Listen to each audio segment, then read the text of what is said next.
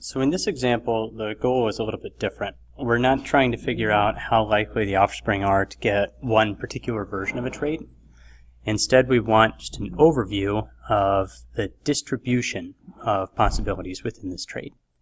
The idea is that the offspring could take on a lot of different forms, and we want to figure out the relative likelihood of each of those different forms. We'll start it out the same way, but at the very end we're going to do something called a histogram to figure out how likely we are to get these different forms of the trait.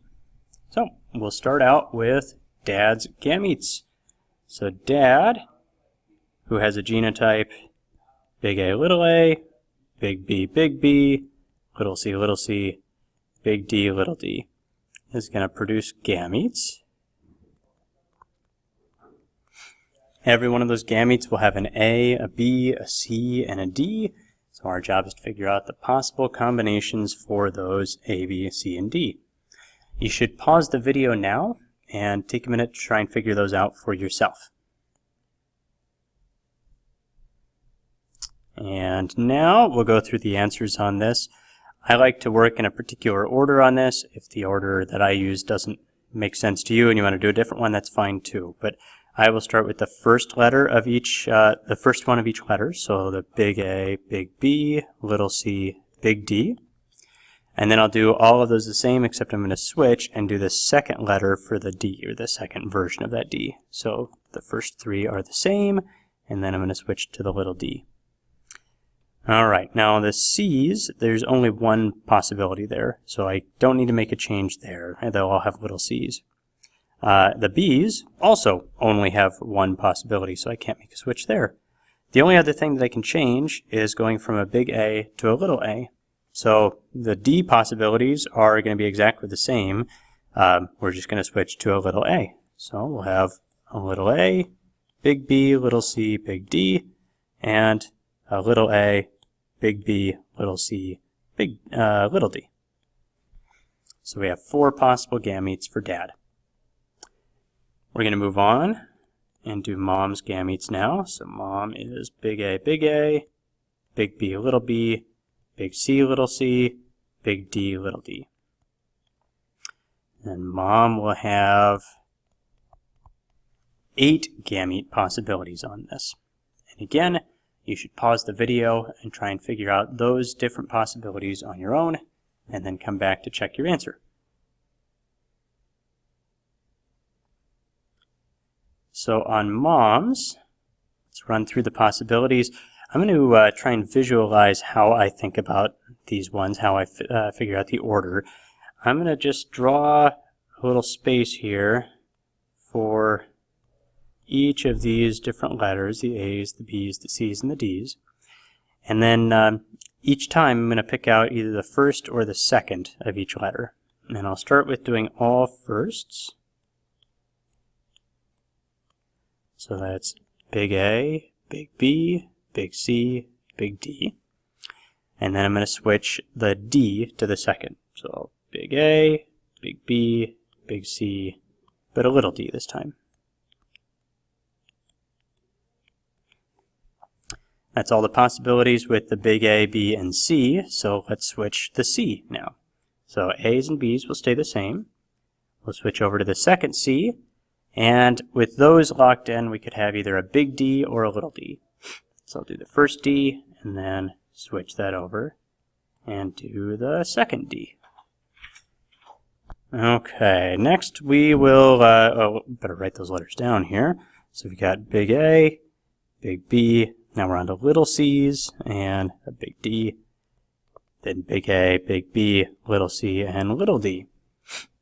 That's all the possibilities with the C's and D's changing, so let's move on to changing the B. Still doing a big A, that's the only option there.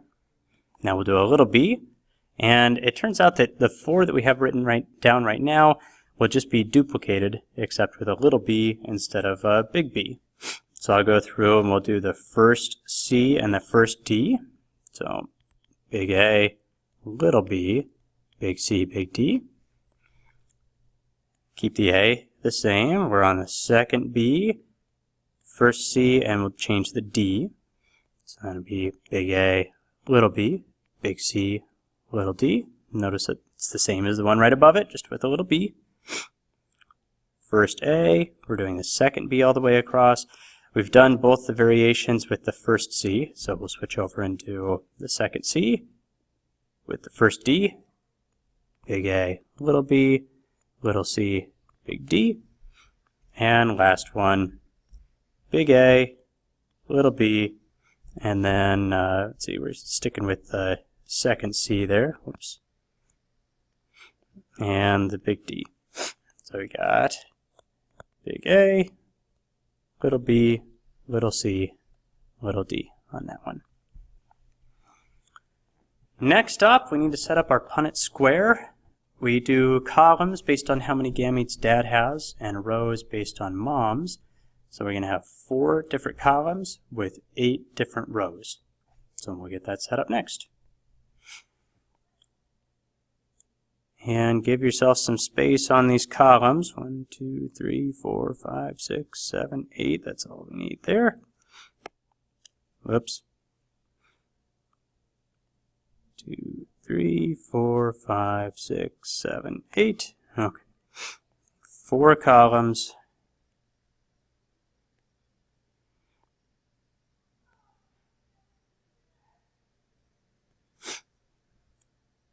And I'll just use the ruled lines instead of drawing in my own here. So for dad, we've got these gametes.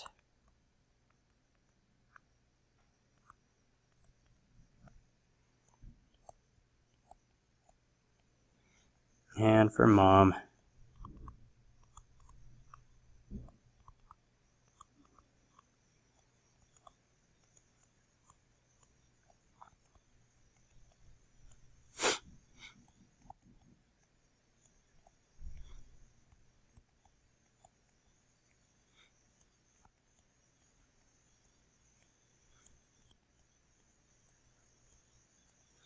okay.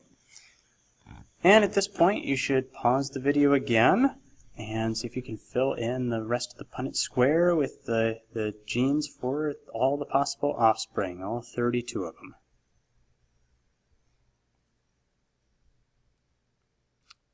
Okay, and right back to work on this, so I'll start filling these in, and you know what, you don't need to watch me fill all these in, you can, I'll just skip right ahead here, so, and we're back. So we've got the completed table. The extra stuff that we're going to do with this will be something we do together later on, and I'll make a separate video for that. So you should pause the video here and use it to check the Punnett squares that you put together for this, and hopefully I haven't screwed up on this. We'll do more with this when we come back together.